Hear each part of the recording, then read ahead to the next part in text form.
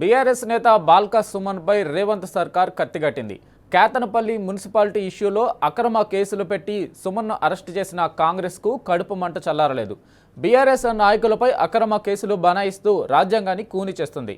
MP, MLA ప్రభుత్వ విప్పుగా పనిచేసిన బాల్కా సుమన్ను జైలులో వేధిస్తున్నది చాలదన్నట్లు అడ్డగోలు కేసులు పెడుతూ రేవంత్ రెడ్డి నిరంకుశ పాలన చేస్తున్నాడు.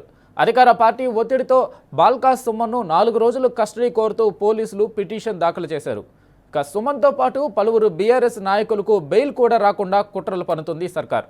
కోర్టులో పబ్లిక్ ప్రాసిక్యూటర్ ఉన్నప్పటికీ అదనంగా మరో పబ్లిక్ ప్రాసిక్యూటర్ను నియమించి మరీ బూటకపు కేసులకు బలం చేకూర్చేలా రేవంత్ కుయుక్తులు పన్నుతున్నాడు. అయితే అక్రమ కేసుల విషయంలో బాల్కా సుమన్కు బెయిల్ మంజూరు చేయాలని బీఆర్ఎస్ తరపు న్యాయవాదులు ఇవాళ కోర్టులో వాదనలు వినిపించనున్నారు.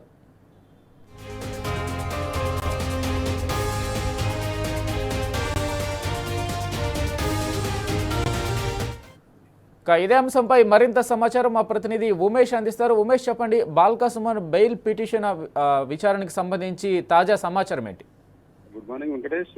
ఏదైతే మంచిర్యాల జిల్లాలోనే కేతన్పల్లి ఘటనకు సంబంధించి పోలీసులు బాల్కా సుమన్ తో పాటు పలువురు బీఆర్ఎస్ నేతలపై నమోదు చేసిన అక్రమ కేసులకు సంబంధించి ఈ రోజు జిల్లా కోర్టులో వాదనలు జరుగుతున్నాయి. ఇప్పటికే ఏదైతే పోలీసులు బాల్కా సుమన్ తో పాటు పలువురిని ఏదైతే కస్టడీలోకి తీసుకుంటామంటూ కూడా వాళ్ళు పిటిషన్ దాఖలు చేయడం జరిగింది. దానికి సంబంధించి కూడా బాల్కా సుమన్ తరపు న్యాయవాదులు కూడా కౌంటర్ వేయడం జరిగింది. దానికి సంబంధించి కూడా ఈ రోజు వాదనలు జరగనున్నాయి. మరోవైపు ఏదైతే బెయిల్ సంబంధించి కూడా అరెస్టులకు సంబంధించి పోలీసులు ఎక్కడ కూడా సుప్రీంకోర్టు గైడ్ లైన్స్ పాటించలేదని, ఏదైతే నిందితులుగా చేర్చినటువంటి బీఆర్ఎస్ నాయకులు బాల్కా సుమన్ తో పాటు బీఆర్ఎస్ నాయకులను కూడా 2 గంటల ముందుగా సుప్రీంకోర్టు గైడ్ లైన్స్ ప్రకారం 2 గంటల ముందుగా వాళ్ళకి ఏ సెక్షన్ల ఏదైతే సెక్షన్ల కింద ఎఫ్ఐఆర్ నమోదు చేశారో పోలీసులు తెలపాల్సి ఉంది.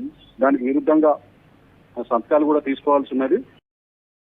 వచ్చిన తర్వాతనే సంతకాలు తీసుకున్నారని, అలాగే ఏదైతే రాళ్ల దాడికి బాల్కా సుమన్ తో పాటు పలువురు బీఆర్ఎస్ నాయకులపై అలాగే కాంగ్రెస్ నాయకులపై రాళ్ల దాడికి పాల్పడ్డారంటూ ఎఫ్ఐఆర్ లో చేర్చారు పోలీసులు. దీనికి సంబంధించి కూడా ఎక్కడ కూడా వీడియో ఫుటేజ్ లేదు. అలాగే పెన్ డ్రైవ్ కూడా పోలీసులు కోర్టుకు ఏదైతే సబ్మిట్ చేయలేదు.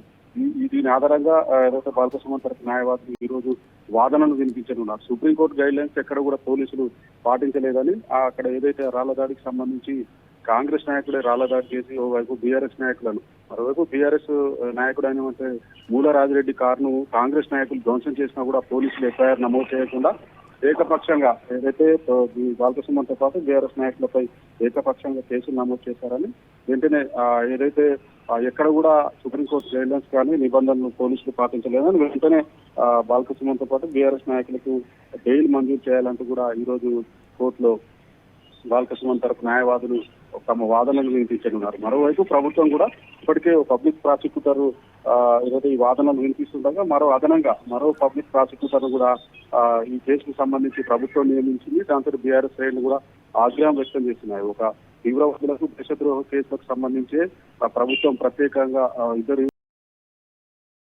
దానికి విరుద్ధంగా ఏదైతే ఈ కేసుకు సంబంధించి కూడా వీళ్ళకి ఎవరికి కూడా బాల్కా సుమన్ తో పాటు బీఆర్ఎస్ నాయకులకు ఎవరికి కూడా బెయిల్ రాకుండా ఇవాళ ప్రభుత్వం కుట్రలు పన్నుతోందంటూ కూడా బీఆర్ఎస్ శ్రేణులు ఆగ్రహం వ్యక్తం చేస్తున్నాయి. ఆ కుట్రలో భాగంగానే ఆల్రెడీ ఒక పబ్లిక్ ప్రాసిక్యూటర్ ఉండగా అదనంగా మరొక పబ్లిక్ ప్రాసిక్యూటర్ ను హడావుడిగా సర్క్యులర్ జారీ చేసి అతన్ని నియమించడం పట్ల కూడా బీఆర్ఎస్ శ్రేణులు ఆగ్రహం వ్యక్తం చేసింది. మొత్తంగా ఈ రోజు కోర్టులో ఈ వాదనలకు సంబంధించి కూడా జరగనున్న నేపథ్యంలో టెన్షన్ వాతావరణం నెలకొన్నదని చెప్పవచ్చు.